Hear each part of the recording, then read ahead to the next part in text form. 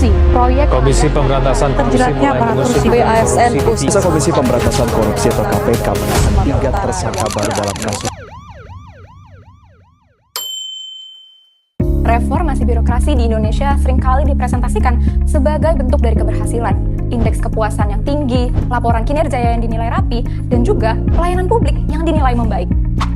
Tapi, di saat yang bersamaan, korupsi, pungutan liar, dan juga underperformance aparat masih menjadi pengalaman sehari-hari bagi masyarakat.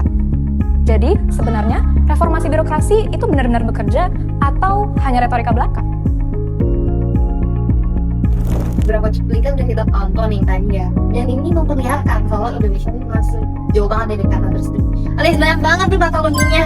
Ayo setuju banget sama Jenang. Tapi kalau teman-teman balik lagi di obrolan mahasiswa.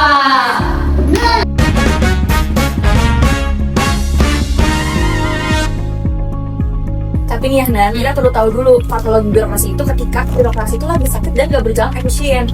Bentuknya macam-macam, contohnya nih kayak kasus korupsi yang disebabkan karena penyalahgunaan kekuasaan, maladministrasi atau peristiwa melawan hukum, dan juga underperformance di mana birokrat itu gagal untuk mencapai standar kinerjanya.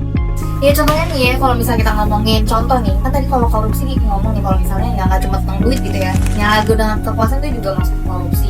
Itu di 2017 nih, Setia Novanto, elit politik korupsi untuk iktp, dan ini menunjukkan bahwa ya kalau korupsi ini tuh bisa dilakukan secara sistemik gitu loh, dan melibatin elit politik gitu ya. Nah, mungkin kita next on kali ya ke administrasi nih ya, dimana di sini ada ketidaksesuaian dengan hukum atau ketentuan yang telah ditetapkan. Contohnya nih si Entong nih pada dari RT5 nembak sim ya, kan itu menunjukkan juga nih kalau misalnya dari kepolisian nih ya, itu kok bisa ya kayak melakukan hal tersebut gitu ya, kan agak aneh gitu. Sedangkan di aturan kalau misalnya membuat sim ya berarti harus tes dulu. Iya, tes bukan nembak malah bayar, kan kagak begitu. Terus abis itu ini yang terakhir nih, underperformance gitu ya. Dan apa yang Ayah lihat nih ya di data dan pemerintahan, katanya sih pelayanan publik itu grade itu sangat baik gitu di mata masyarakat. Tapi nyatanya bahkan ombudsman aja tuh melihat dari BPJS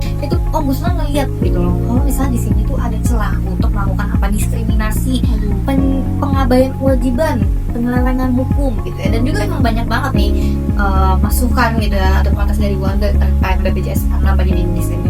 Dan bahkan ombudsman aja di 2020 itu ada 700 lebih masukannya. Yang terakhir Kalibata nih, yang di Kalibata kemarin kebakaran itu ternyata itu ngelebatin polisi, orang dalam.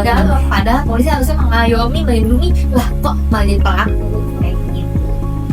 Jujur Ayah sedih banget sama yang disampaikan yang bilang tadi. Tapi sebenarnya balik lagi sih, karena hal ini tuh terjadi karena kurangnya penegakan hukum yang dilakukan sama pemerintah.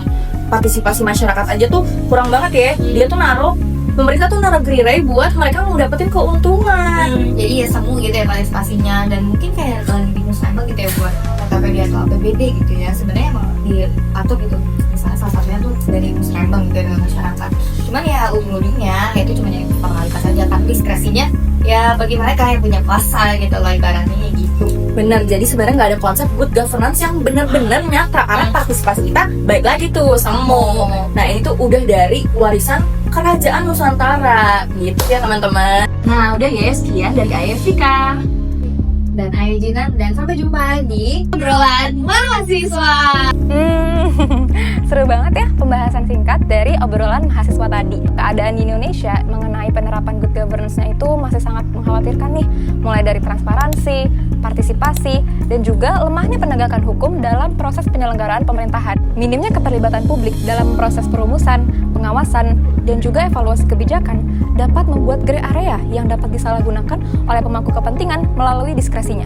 Pada akhirnya, kombo dari penegakan hukum yang tidak konsisten dan juga minimnya partisipasi publik diperparah oleh budaya KKN yang sudah mengkristalisasi di masyarakat. Jadi, yuk sebagai masyarakat dan pemerintah yang cerdas, mari kita bangun budaya anti korupsi melalui pendidikan dan juga penegakan hukum yang tegas agar Indonesia bebas dari tata kelola pemerintahan yang buruk.